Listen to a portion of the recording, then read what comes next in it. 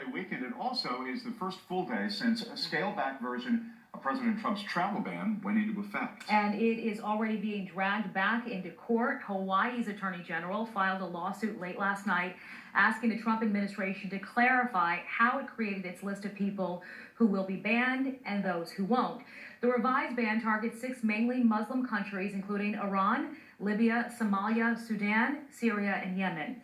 President Trump says he believes this will keep terrorists from sneaking into our country. And under the revised ban, a close relative from one of the targeted countries can only enter if visiting a family member who is a U.S. citizen. Now, this now includes fiancés. And if U.S. universities accept students from one of the targeted countries, the student will be able to enter the country and then start their studies. Finally, if a U.S. business has given a job to a worker from one of the targeted countries, the worker will also be able to enter. Tonight, local attorneys are standing against that ban. And our Caitlin Ross is at Hartsfield-Jackson Airport right now.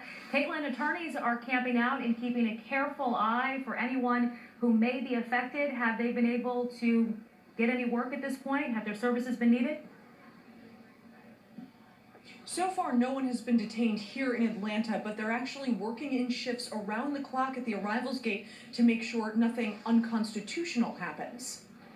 Make sure nothing horrible happens. Make sure we don't see people being unjustly detained or turned away at the border. The executive director for the Center for American Islamic Relations, Edward Ahmed Mitchell, is taking a shift at the airport.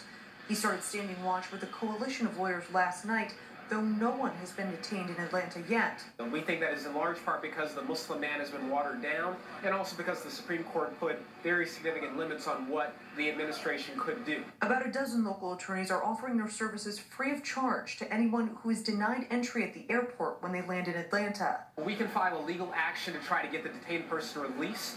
We can speak directly to Customs and Border Patrol to see if we can negotiate the person's release. And of course, we can make a lot of noise. President Trump's administration has called the Supreme Court decision to allow some aspects of the travel ban to stand a win, telling reporters the focus of the ban is the safety and security of the United States.